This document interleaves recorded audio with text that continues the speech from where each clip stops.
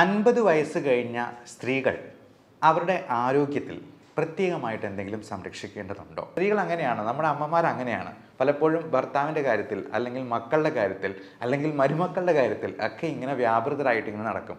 അവരുടെ ആരോഗ്യത്തെക്കുറിച്ച് അവർ മറന്നു പോകുന്നു എന്നുള്ളതാണ് സത്യം. അമ്മമാരോട് എനിക്ക് പറയാനുള്ള ഒരു റിക്വസ്റ്റ് ഇതാണ്.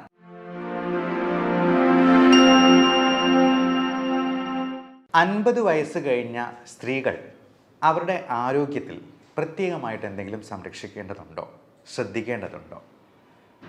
നമുക്കറിയാം, 50 വയസ്സ് എന്ന് പറയുമ്പോൾ പീരിയഡ്സ് നിൽക്കുന്ന ഒരു സമയമാണ്. ഈസ്ട്രജൻ്റെ ഒരു പ്രൊട്ടക്റ്റീവ് ഇഫക്റ്റ് നാച്ചുറലായിട്ട് സ്ത്രീകൾക്ക് പ്രകൃതി തന്നെ പ്രദാനം ചെയ്യുന്നുണ്ട്. അതുകൊണ്ട് തന്നെ നിങ്ങൾ ശ്രദ്ധിച്ചാൽ അറിയാം, ഹാർട്ട് അറ്റാക്ക്, സ്ട്രോക്ക് പോലുള്ള കാര്യങ്ങളൊക്കെ ഒരു 45-50 വയസ്സ് വരെയും സ്ത്രീകളിൽ കുറവായിരിക്കും പുരുഷന്മാരെ അപേക്ഷിച്ച്. എന്നാൽ 50 വയസ്സ് കഴിയുന്നതോടുകൂടി ഈസ്ട്രജൻ്റെ ഈ ഒരു പ്രൊട്ടക്റ്റീവ് ഇഫക്റ്റ് സ്ത്രീകൾക്ക് നഷ്ടമാവുകയാണ്. മെനോപോസ് ആരംഭിക്കുന്നതോടുകൂടി. മെനോപോസ് എന്ന് പറയുന്നാൽ പീരിയഡ്സ് നിൽക്കുന്ന ഒരു സമയം. ചിലപ്പോൾ അത് ഇറഗുലറായിട്ട് വന്ന് ഒരു മാസം കണ്ടില്ല എന്ന് വരും, 2 മാസമാകും, 3 മാസമാകും, അങ്ങനെ പതിയെ അതങ്ങ് നിന്നു പോവുകയാണ്. അങ്ങനെ വരുമ്പോൾ പലതരത്തിലുള്ള മെറ്റബോളിക് ഡിസീസസും, ഡയബറ്റീസ്, ഹൈപ്പർ ടെൻഷൻ, തൈറോയിഡിൻ്റെ പ്രശ്നങ്ങൾ, മറ്റ് തരത്തിലുള്ള അസുഖങ്ങൾ, അമിതവണ്ണം, ഓസ്റ്റിയോപോറോസിസ്, എല്ലുകളുടെ ബലം കുറഞ്ഞു പോകുന്ന അവസ്ഥ, ഇതെല്ലാം കൂടി വന്ന് അവർക്ക് മറ്റെന്തെങ്കിലും കോംപ്ലിക്കേഷൻസിലേക്ക് എത്തിപ്പെടാനുള്ള സാധ്യത വളരെ കൂടുതലാണ്. അതുകൊണ്ട് തന്നെ 50 വയസ്സ് പിന്നിടുന്നതോടുകൂടി നമ്മുടെ ഈ പറഞ്ഞ പാരാമീറ്റേഴ്സ് എല്ലാം വളരെ നോർമൽ ലെവലിലാണ് എന്നുള്ളത് സ്ത്രീകൾ കൃത്യമായിട്ടുള്ള ഇടവേളകളിൽ ചെക്ക് ചെയ്ത് ഉറപ്പുവരുത്തേണ്ടതുണ്ട്. പ്രത്യേകിച്ചും അവരുടെ ബ്ലഡ് ഷുഗർ ലെവൽ, BP-യുടെ ലെവൽ, കൊളസ്ട്രോളിൻ്റെ അളവ്, തൈറോയിഡിൻ്റെ TSH, ഫ്രീ T3, T4 ഇതെല്ലാം ഫാസ്റ്റിങ്ങിൽ ചെയ്യുന്നതാണ് ഏറ്റവും ഉത്തമം. അങ്ങനെ ഷുഗറിൽ എന്തെങ്കിലും വേരിയേഷൻ കാണുന്നുണ്ടെങ്കിൽ ഷുഗറിന് 3 മാസത്തെ കൺട്രോൾ ആയിട്ടുള്ള HbA1cയുടെ ലെവൽ നമ്മൾ നോക്കി പരിശോധിച്ച് ഉറപ്പുവരുത്തേണ്ടതുണ്ട്. പലപ്പോഴും ഷുഗറിന് നമ്മൾ മരുന്ന് തുടങ്ങുന്നത് അവർക്ക് HbA1c ഒരു 6-ൽ കൂടുതലാണെങ്കിൽ അത് ഒരു പ്രീ ഡയബറ്റിക് സ്റ്റേജ് ആയിട്ട് നമ്മൾ കണക്കാക്കണം. 5.7-ൽ താഴെയാണ് പ്രമേഹം ഇല്ലാത്ത ഒരാളുടെ നോർമൽ വാല്യൂ. 7-ന് മുകളിലാണെങ്കിൽ തീർച്ചയായിട്ടും അതിന് മരുന്ന് കൂട്ടേണ്ടതായിട്ടോ നമ്മുടെ ഡയറ്റിലും എക്സസൈസിലും കൂടുതൽ ശ്രദ്ധിക്കേണ്ടതായിട്ടുമുണ്ട്. അപ്പോൾ ഡയറ്റ് നമുക്കെല്ലാവർക്കും അറിയാം, അമിതവണ്ണം ഉണ്ടാക്കുന്ന ഭക്ഷണങ്ങൾ പരമാവധി കുറയ്ക്കുന്നത് തന്നെയാണ് നല്ലത്.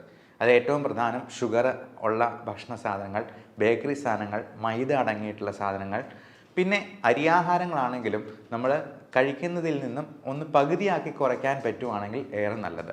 പ്ലേറ്റ് മെത്തേഡ് ഫോളോ ചെയ്യുകയാണ് എന്നാണ് നമ്മൾ ഡോക്ടർമാർ സാധാരണ അഡ്വൈസ് ചെയ്യുക. 1/4 carbohydrate, 1/4 protein, 1/4 green leafy vegetables, 1/4 fruits.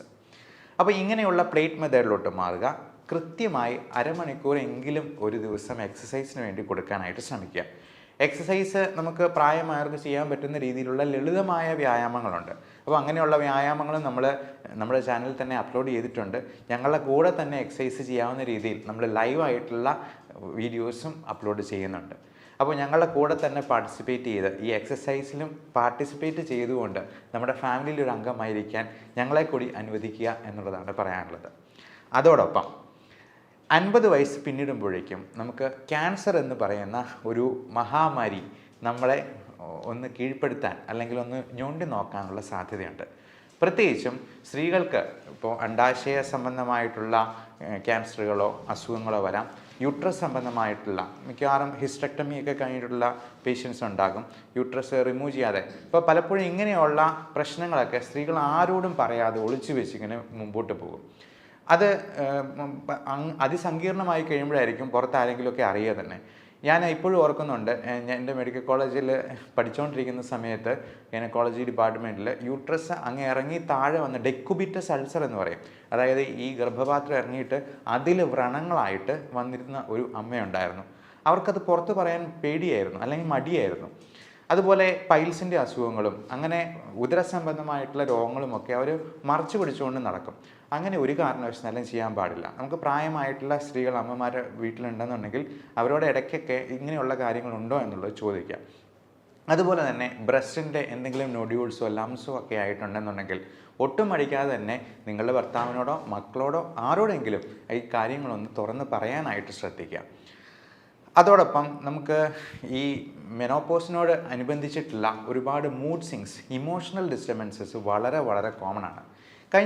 കഴിഞ്ഞ വെള്ളിയാഴ്ച എൻ്റെ അടുത്ത് വന്ന ഒരു അമ്മയ്ക്ക് ഭർത്താവിനെ പറ്റി ഒരുപാട് പരാതികളാണ്. പുള്ളി പുകവലിക്കും, മദ്യപിക്കും, വേറെ എന്താണ്ട് ഹാൻഡ്സ് പോലത്തെ സാധനങ്ങൾ ഉപയോഗിക്കും. രണ്ടുപേരും ഗവൺമെൻറ് സർവൻസ് ആയിരുന്നു.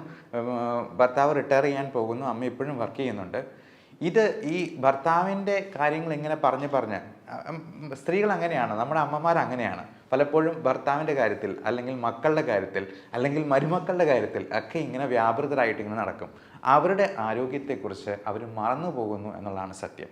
അപ്പോൾ അമ്മമാരോട് എനിക്ക് പറയാനുള്ള ഒരു റിക്വസ്റ്റ് ഇതാണ്: ഇനി 50 വയസ്സ് പിന്നിട്ടെന്നാൽ നമ്മൾ ബാക്കിയുള്ളവരുടെ കാര്യത്തിൽ ഇടപെടുന്നതും അവരെ ശകാരിക്കുന്നതും അവരെ നേർവഴിക്ക് നയിക്കുന്നതിനും പകരം നമ്മുടെ കാര്യങ്ങൾ കൂടുതലായിട്ട് ശ്രദ്ധിക്കാനായിട്ട് നോക്കുക.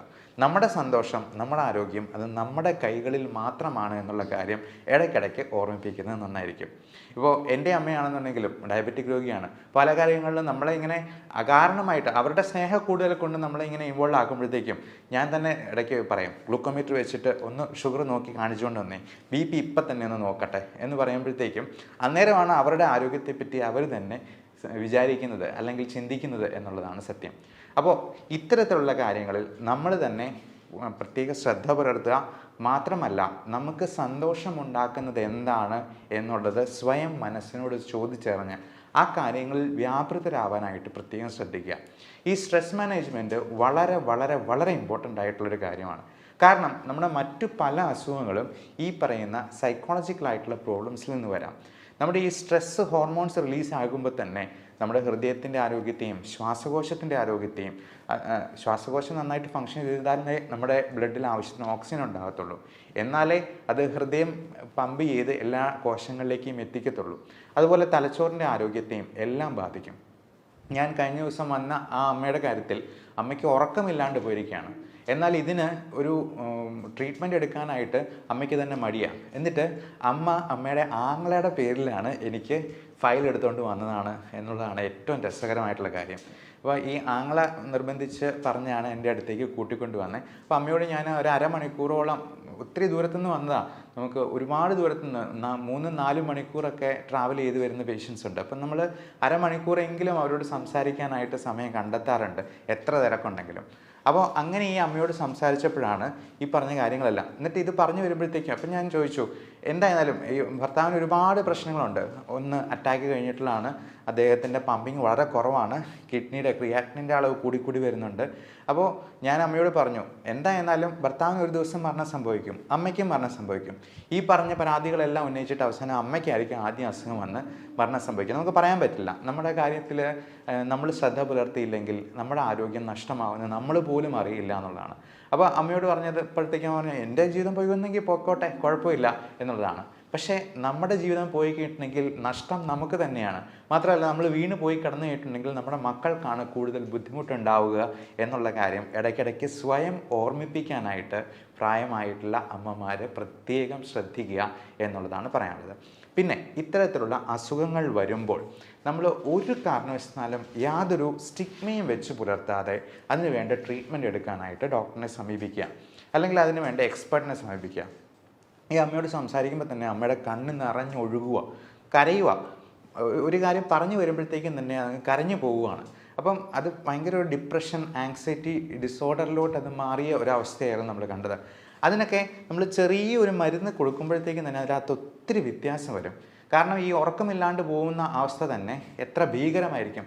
ചിലർക്ക് ഉറക്കം കൂടുതലായിരിക്കും, നേരെ തിരിച്ചായിരിക്കും. അപ്പോൾ നമ്മുടെ ഹാപ്പി ഹോർമോൺസ് ആയിട്ടുള്ള എൻഡോർഫിൻസ്, സൈറ്റോകിൻസ്, ഓക്സിറ്റോസിൻ, സെറോട്ടോണിൻ, ഡോപ്പമൈൻ തുടങ്ങിയ ഈ 5 ഹോർമോണിൻ്റെ ലെവലിൽ ഒരുപാട് വ്യത്യാസങ്ങൾ വരുന്നുണ്ട്.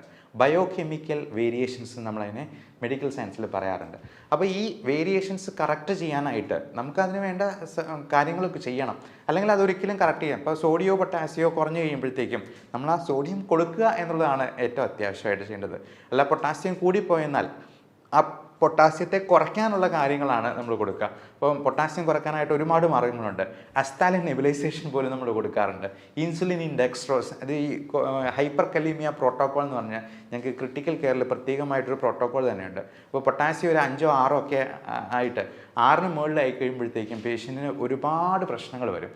അപ്പോൾ ഇങ്ങനെയുള്ള വേരിയേഷൻസ് കറക്റ്റ് ചെയ്താൽ മാത്രമേ ഈ അസുഖങ്ങൾ പരിഹരിക്കപ്പെടത്തുള്ളൂ. അതിന് ഒരു മതപുരോഹിതൻ്റെ അടുത്ത് പോയി ഉപദേശിപ്പിച്ചെന്നാലൊന്നും നേരെ ആകില്ല എന്നുള്ള കാര്യം പ്രത്യേകം. ഉപദേശം നടന്നോട്ടെ, കുഴപ്പമില്ല. നമ്മുടെ പ്രാർത്ഥന എന്ന് പറയുന്നത് നമുക്ക് കൺസ്ട്രക്റ്റീവായിട്ട് ഉപയോഗപ്പെടണം. പലപ്പോഴും ഈ സ്ത്രീകളായിരിക്കും കൂടുതലും ഈ മത പുരോഹിതരുടെ അടുത്തോ അല്ലെങ്കിൽ പള്ളികളിലോ അമ്പലങ്ങളിലോ ഒക്കെ ഇങ്ങനെ കയറി ഇറങ്ങുന്നത്. അതിന് കാരണം അവരൊരു കാരണമുണ്ടാക്കി പുറത്തിയാടുകയാണെന്നാണ് നമുക്ക് തോന്നിയിട്ടുള്ളത്. അപ്പോൾ അങ്ങനെ വരുമ്പോഴത്തേക്കും ഇതുപോലത്തെ പല ചൂഷണങ്ങൾക്ക് പോലും ഇവർ വിധേയരാവാനുള്ള സാധ്യത കൂടുതലാണ്. പകരം ഇതിന് എക്സ്പേർട്ടായിട്ടുള്ള ഒരു ഹെൽപ്പ് സ്വീകരിക്കുകയും ആവശ്യമെങ്കിൽ അതിന് ട്രീറ്റ്മെൻറ്റ് എടുക്കുകയും ചെയ്യുക എന്നുള്ളതാണ്. നമ്മുടെ ഈ സോഷ്യൽ സ്റ്റിഗ്മ നമ്മുടെ നാട്ടിൽ മാത്രമേ ഇത്രയധികം ഉള്ളൂ. അതിനെ ഈ നമ്മൾ ചരട് ജപിച്ച് കെട്ടിയത് കൊണ്ടോ ഒന്നും ഒരു കാര്യവുമില്ല എന്നുള്ളതാണ്. നമുക്ക് ഇപ്പോൾ പ്രാർത്ഥനയാണെങ്കിലും നമ്മൾ എക്സസൈസ് ചെയ്യുന്നത് ദൈവത്തെ പ്രതി ചെയ്യുന്നാൽ, നമ്മൾ നല്ല ഒരു നോമ്പ് നോൽക്കുന്നത് അല്ലെങ്കിൽ നമ്മളൊരു ഫാസ്റ്റിംഗ് എടുക്കുന്നത് ദൈവത്തെ പ്രതി ചെയ്യുന്നാൽ അത് നമ്മുടെ ആരോഗ്യത്തിന് ഗുണകരമാണ്. ആ രീതിയിൽ നമ്മുടെ മതത്തെയും വിശ്വാസത്തെയും മോഡിഫൈ ചെയ്യാനായിട്ടും പ്രത്യേകം ശ്രദ്ധിക്കുക. എല്ലാവരും ഈ കാര്യത്തിൽ പ്രത്യേകമായിട്ട് നമ്മുടെ അമ്മമാരെ ഓർമ്മിപ്പിക്കുകയും ഈ ഇത്തരത്തിലുള്ള വീഡിയോ അല്ലെങ്കിൽ ഇൻഫോർമേഷൻ അവർക്ക് പാസ് ഓൺ ചെയ്യുകയും ചെയ്യാനെങ്കിലും ശ്രദ്ധിക്കുക. എല്ലാവർക്കും നല്ല ആരോഗ്യം ആശംസിക്കുന്നു. Thank you.